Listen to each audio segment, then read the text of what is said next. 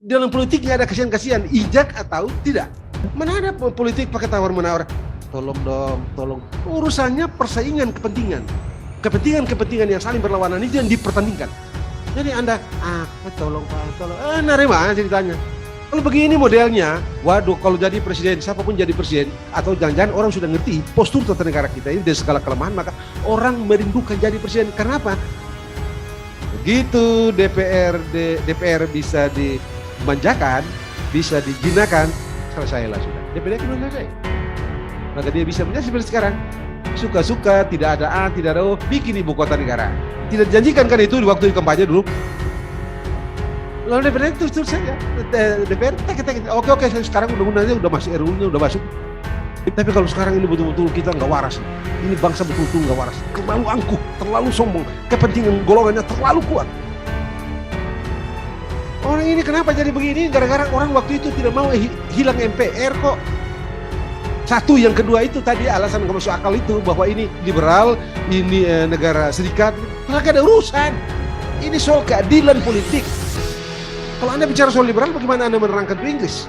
Ini negara kesatuan itu. Anda menerangkan itu apa? Prancis. Ini ngomong kosong tuh. Ini Tuhan. Bagaimana coba? Bagaimana menyelesaikan orang ini? Kalau di sana kan gampang. Erlangga telepon beres, Ibu Mega telepon beres, Prabowo telepon beres, Soeharto telepon beres, Muhaimin telepon beres. Kalau sini siapa telepon? Siapa telepon? Telepon Bang Tani, siapa telepon? Nggak ada bisa telepon. Nah ini persoalan besar. Dan ini mesti dikelola. Terima kasih sudah klik video ini. Jangan lupa tekan tombol subscribe untuk bergabung. Dalam hitungan saya persilahkan kalian untuk tekan tombol subscribe. 10, 3, 2, 1. Saya ucapkan selamat bergabung dalam channel ini. Pak Lanyala, Pak Ketua DPD yang saya hormati, Pak Sultan, Pak Wakil Ketua, Bang Tamzil, dan Pak Zulfikar, anggota DPR dari Golkar di Komisi 2 ya, yang hari ini walau-walam sudah dapat kesepakatan atau belum dengan Menteri Dalam Negeri untuk jadwal pemilu gitu kan, walau-walam gitu. Ini juga ajaib juga. Undang-Undang Dasar bilang yang bikin pemilu itu KPU, tapi Presiden melalui Menteri Dalam Negeri juga gitu. Ya. Begini, apa yang dialami oleh DPD sekarang ini betul-betul merupakan refleksi dari keangkuhan, bukan Golkar. Harus jujur, kalau Anda cek di BP MPR waktu itu, Pak 3 BP MPR itu bukan Golkar. Golkar justru berada paling depan bicara apa yang tadi disebut dengan strong bicameralism. Anda boleh cek satu-satu di dalam BP MPR, risalah BP MPR. Tapi ada keangkuhan, ingat MPR itu, maka jadinya begini. Maka strong bicameral itu dihilangkan. Jadilah DPD seperti sekarang ini. Apa yang mau saya bilang? Ini ada keangkuhan. Jadi DPD mesti angkuh, nggak boleh diserahkan kepada apa? Mesti diserahkan kepada orang-orang di sebelah sana. Ya kasihan. Dalam politik nggak ada kasihan-kasihan, ijak atau tidak.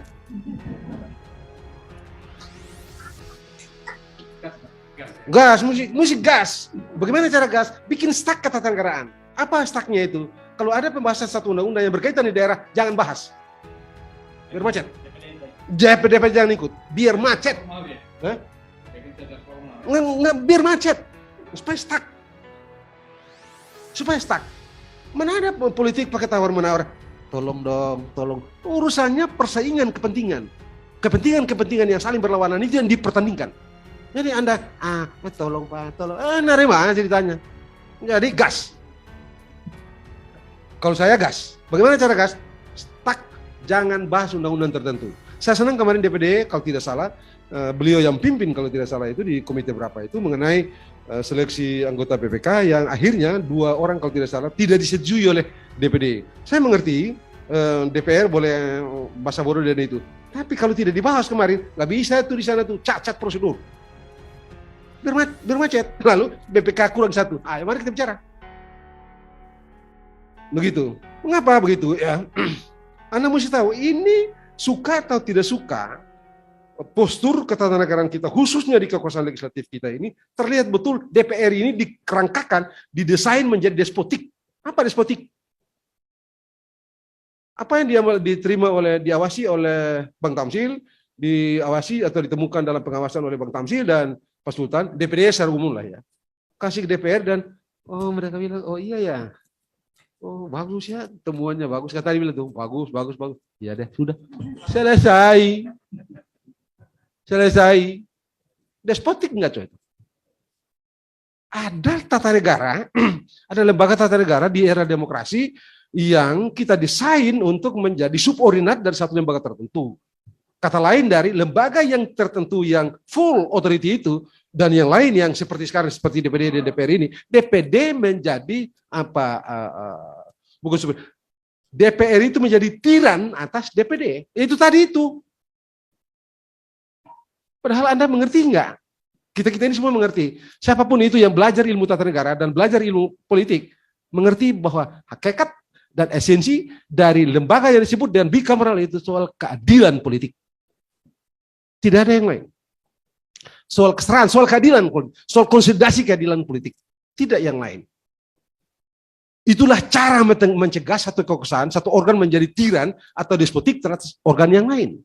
Loh kok kita dengan sadar bikin DPD dan DPR atau postur tata negara kita seperti sekarang. Lalu kita bilang oke aja. DPD ini kayak KNIP pada tanggal 29 Agustus sampai dengan sebelum maklumatnya Bung Hatta yang mengubah KNIP itu menjadi ditambah dengan BPKNIP yang kemudian BPKNIP itu berubah menjadi legislatif. Di masa itu saya begitu. Kalau sebelum itu kan BPKNIP itu cuma jadi pembantunya presiden pada waktu itu, gitu didesain gitu. Dan pada waktu itu juga didesain untuk ada cuma satu partai tunggal. Bahaya sekali. Dan Syahrir nggak mau. Pak Asad akhirnya setuju dan berubahlah menjadi BPKNIP. Anda bayangkan di situasi kayak begitu orang merindukan demokrasi. Orang merindukan selain ada waktu itu temanya atau casing besarnya, dekorasi besarnya adalah persatuan bangsa dan itu diperlukan untuk mengkonsolidasi kemerdekaan kita pada waktu itu. Tetapi di sisi lain itulah cara memastikan agar satu kekuasaan itu tidak berubah menjadi tiran, maka harus dikontrol. Loh kok ini kita di tengah rindu kita tentang demokrasi, di tengah hasrat kita yang begitu hebat untuk mengkonsolidasi demokrasi, kita bikin lembaga kayak begini, waras nggak coba? Ini lembaga nggak waras, desain ini tidak waras. Dari segi ilmu politik dan ilmu tata negara ini desain yang tidak waras. Di tengah demokrasi kita desain lembaga yang satu berfungsi despotik, menjadi tiran bagi yang lain. Jadi karena itu untuk alasan apapun ini harus diubah, tidak bisa tidak. Nah, cara yang kedua, kalau orang-orang ini masih muter-muter, nggak usah dibahas PPHN. Nggak usah dibahas PPN. Ya stuck sekaligus. Ya kita berunding. Ada kepentingan yang kita pertaruhkan. Ini kan bukan kepentingan individu-individu ini. Kepentingan termasuk kepentingan saya dari Murtai sana. Dari Murtai di Maluku Utara sana. Kepentingan orang dari NTT sana. Kepentingan orang dari Seram sana. Segala macam. Gitu itu. Dan kita mesti bicara. Mesti buka. Jangan setengah-setengah. Harus kita buka bahwa ini kebutuhan untuk mengkonsolidasi bangsa ini. Suka atau tidak suka, senang atau tidak senang, di masa yang akan datang. Tidak bisa kita terus-menerus hidup dengan satu lembaga lebih besar dari lembaga yang lain. Kalau begini modelnya, waduh, kalau jadi presiden, siapapun jadi presiden, atau jangan-jangan orang sudah ngerti postur tata negara kita ini dengan segala kelemahan, maka orang merindukan jadi presiden. Karena apa? Begitu DPR bisa dimanjakan, bisa dijinakan, selesailah sudah. DPR sudah selesai. Maka dia bisa menjadi seperti sekarang. Suka-suka, tidak ada A, tidak ada O, bikin ibu kota negara. Tidak dijanjikan kan itu di waktu kampanye dulu. Lalu DPR itu terus saja. DPR, oke, sekarang undang-undangnya udah masuk, RUU-nya udah masuk. Coba itu, gimana itu? Gimana gitu nih? Anda-anda kemana coba? Atau yang kedua ini cara lain supaya amandemen ini segera berjalan. Yakinkan deh konglomerat itu. Cukong-cukong itu, kalau cukong-cukong nyanyian, kalau cukong-cukong yang bicara ini amandemen bisa lebih cepat. Gimana John? Masuk akal kan itu? Kalau Cukong sudah bicara amandemen ini penting, betul-betul jadi penting. Kalau cuma politisi ini ya jangan belum. Jadi karena ini kan di apa sana di Kalimantan itu kan duit berapa, John? Lu kan dari bisnis nih. Berapa duit, John? Ada nggak 3-4 ribu triliun di sana? Jadi kalau DPD bikin stuck ini pembahasan PPHN, nggak jadi ibu kota negara. Nggak jadi ibu kota negara itu. Hah? Ya beranilah, nggak ada apa-apa juga. Berani dikit lah. Siapa tahu beranilah nggak ngapain. Karena ujungnya nanti panggil, gimana sih lu? Ini doang. Sebentar, lu gimana sih? Jangan ngomong di sini, ngomong di sini susah ngomong Singapura.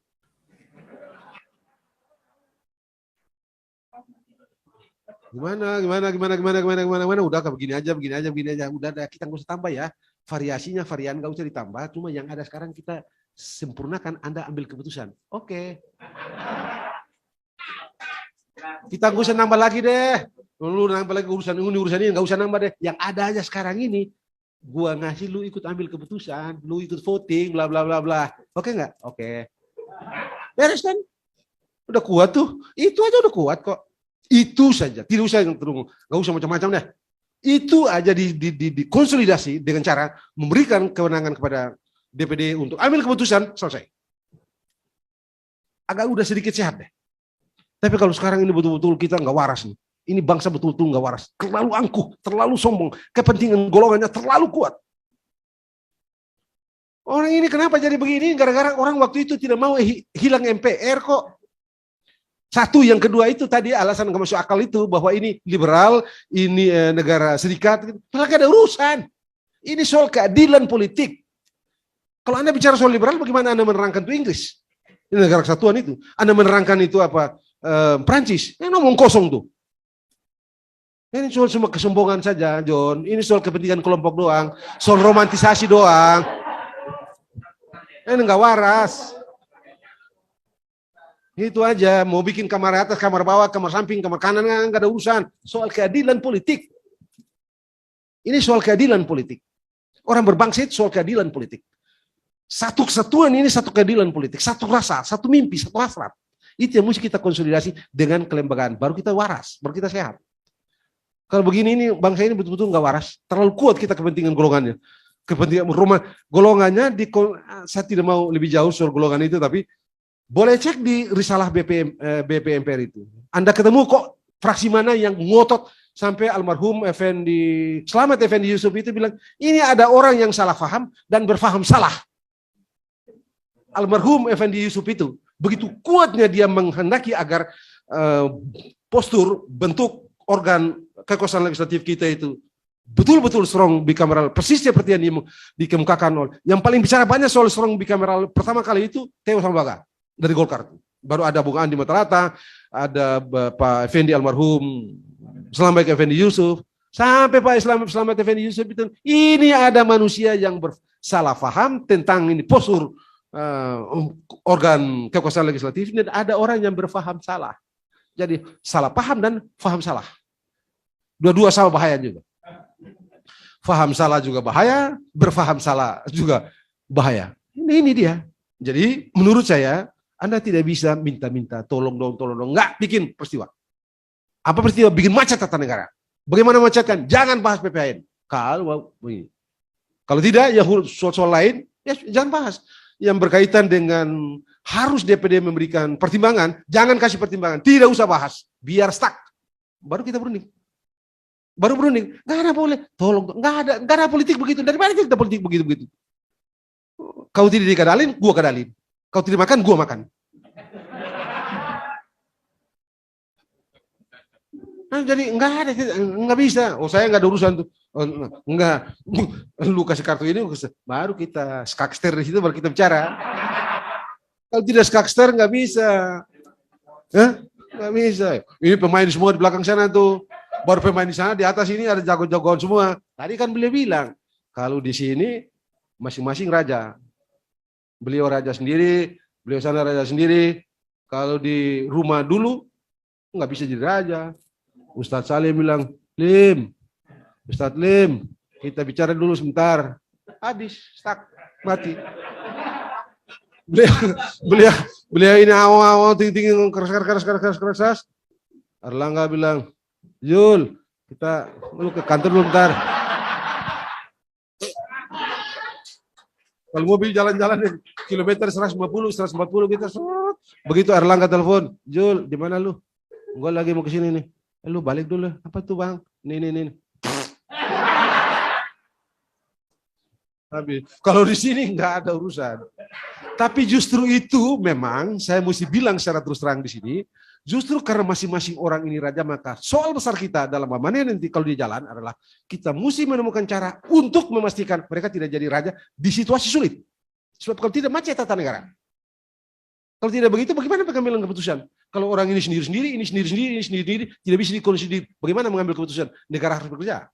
Karena itu kita mesti menemukan, kalau poin terbesar kita itu adalah, kalau bicameral, minimum bicameral atau apapun namanya yang serupa dengan itu, yang betul-betul kita mesti pikirkan adalah cara mengelola mereka di saat sulit. Pengambilan keputusan. Sebab kalau tidak, macet tata negara. Orang dia Tuhan sendiri, ini Tuhan, Tuhan kecil ini. Bukan Tuhan kayak Firaun. Tuhan kecil aja nih. Ini Tuhan. Bagaimana coba? Bagaimana menyelesaikan orang ini? Kalau di sana kan gampang. Erlangga telepon beres, Ibu Mega telepon beres, Prabowo telepon beres. Soeharto telepon beres. Muhaimin telepon beres. Kalau sini siapa telepon? Mau siapa telepon? Telepon Bang Tabi, siapa telepon? Nggak ada bisa telepon. Nah, ini persoalan besar. Nah, ini mesti dikelola. Nah, saya kira itu sekedar pemicu saja di siang yang sore. Terima kasih banyak. Assalamualaikum warahmatullahi wabarakatuh.